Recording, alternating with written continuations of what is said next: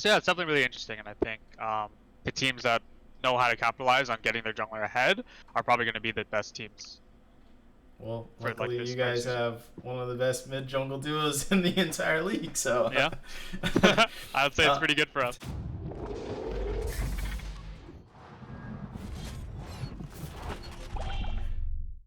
this is Zento from Esports Heaven, and I have here with me Curry from FlyQuest. Now, just want to start off the bat. How was your off season? Off season was good. Mostly just stayed at home. Quarantine was still going on, so Mm-hmm. just relaxed at home.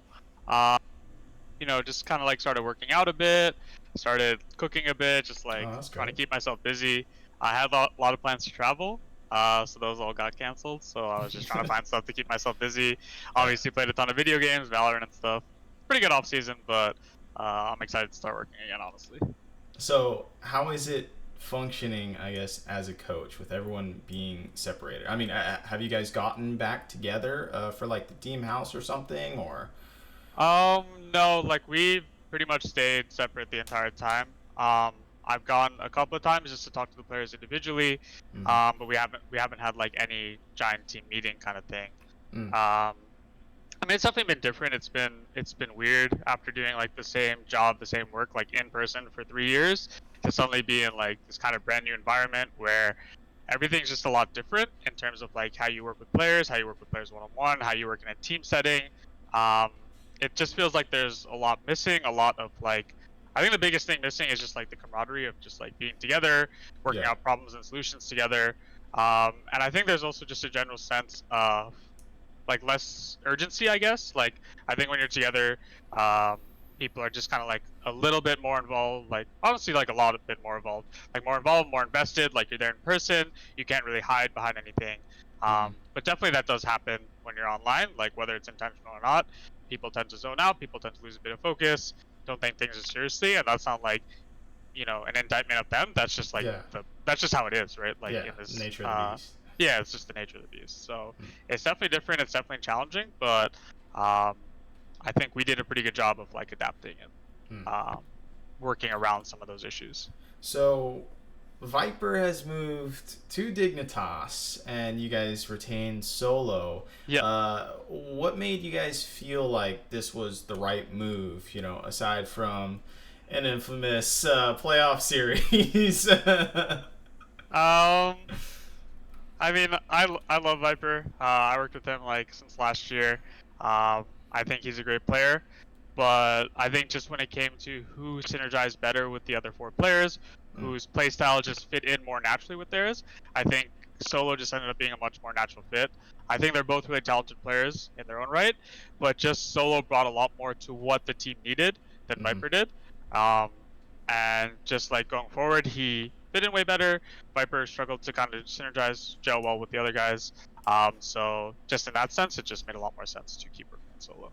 Yeah. So, are you ever worried that kind of, I guess, giving away a player to another team will then be way harder to play that team, than it normally would be because he knows your systems and tendencies and whatnot? Um, Maybe a little bit, but honestly, I think that's not too big a concern for us. Mm-hmm. For like just our philosophy as like a staff and an org, like we just want to do the best for our players, put them in the best situation for them, whether they're not on the org anymore or not. Like we don't think like, oh, we shouldn't give Viper to another team, like Yeah, yeah, it's gonna hurt us. It's more just like I hope we just want him to be in a great place, and yeah. whatever challenges come out of that, we'll deal with them. I mean, we Mm-hmm. have a lot of confidence in ourselves to be a good team regardless of whatever circumstances there are. So now let's talk about the meta because from MSC mid season cup, which I mean, it's kind of a joke tournament, but Yeah. and then a little bit from the LPL. It looks like Trundle and Graves are back in the meta. I haven't seen Fiddlesticks competitively yet. How do you think the jungle meta is shaping up? Thus far. Mm, I think the jungle meta is definitely interesting. I mean, I think Trundle's been broken for a long time. I mean, Yeah. if you looked at our playoff run last split, we played a ton of Trundle. Like it was probably like our most picked champ. But I mean, the jungle meta is definitely really interesting right now. I think we've had like basically a year and a half about of just like tank junglers like Raga Sejuani, this kind of meta. So Graves being back, Trundle being back, just more carry junglers in general, like Kindred, Lee, just Yeah, like all Kindred. the champs that are like really big on skirmishing, really big on fighting. And it definitely changes the game a lot because in those situations, there's just a lot more emphasis on early game. Um, and for example, in like if you're playing Graves versus Kindred, whoever gets like if a small advantage early can really blow up the game just by being stronger because you're just gonna be Mm-hmm. stronger at all points in the game. As opposed to if you're playing Gragas versus Sejuani, you can fall behind a bit. It's not really gonna affect the game. You just have to show up to team fights and play well, right? So it's definitely sped up the game. It's definitely made skirmishing a lot more important, and it's made teams have to consider a lot more how they approach like 3v3s around mid, 2v2s around mid, 3v3s around bot, like these situations where before you could just kind of avoid them. It was a lot more focused on like laning. Now it's a lot more focused on skirmishing, and I think that Yeah. just changes the way you approach the game, what fights you want to take, and like what you have to do proactively in the early game. So I noticed the XP changes, and I kind of like to call this like the Moscow 5 patch, you know, to where Yeah. counter jungling is actually pretty viable, and you can get a lot of XP lead ahead of the enemy jungler. So what are your thoughts on, I guess, the XP situation when it comes to the jungle meta? I mean, yeah, the XP situation is like huge. Like I was saying before, like if you're playing any of these carry versus carry matchups, you get a jungle lead, you're up a level for the entire game. It just affects the game so much in terms Mm-hmm. of like what the team can do. Like if your jungle can't face check the enemy jungle, then it's really hard for you to do anything. You can't walk into river, you can't like walk into your own jungle sometimes. So there's a lot more focus on like getting priority from their laners, using lane priority to influence the jungle matchup. So Yeah. like get enemy camps.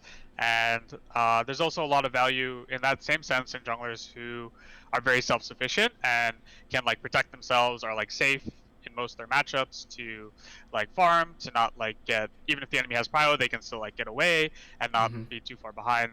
Um, so yeah, it's something really interesting, and I think the teams that know how to capitalize on getting their jungler ahead are probably going to be the best teams Well, for like luckily you this early guys season. have one of the best mid jungle duos in the entire league. So, Yeah, I would say it's uh, pretty good for us. Yeah. so in terms of, I guess, the rest of your competition, who do you think the other, I guess, top three teams are in terms of, you know, teams that you're kind of looking out for? You have your eye on. Well, I guess C9 goes without saying for sure. I think Yeah, yeah. they clearly have, they've clearly proven that they're one of the best teams.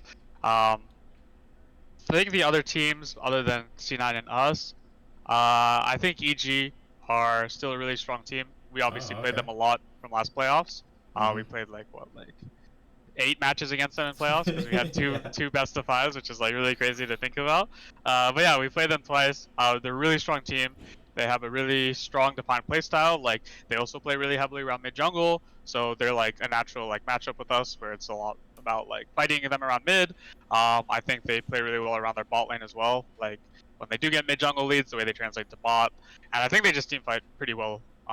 So their strengths are very similar to ours. So there's definitely a lot of back and forth there. And I think outside of them, I'm not really worried or interested in the other teams. I Mm-hmm. think outside of us three, us, EG, and C9, the other teams kind of lack a coherent play style and identity. At least for now, I think Yeah. obviously summer split's long. There's time for them to grow, but until those teams show that they um, kind of like have more of an identity, I don't really consider any of them to be that strong.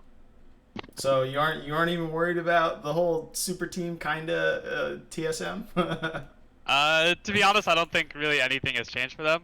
Uh-huh. I don't think Double Lift is a huge upgrade to Kabe, if an upgrade at all. And I think their jungle situation hasn't really changed in terms of like affecting much for them. So I think Mm-hmm. calling them a super team is There's a far maybe a shot. little Yeah. ambitious, but Yeah, yeah, yeah. until they prove it themselves, And Yeah. I don't think, I mean, it's up to them to show it, but I just don't think it's gonna happen. Okay. All right. Well, thank you very much for the interview, Curry. This has been great, and this has been Azento from Esports Heaven and Curry from FlyQuest. Thank you. Thanks a lot, man.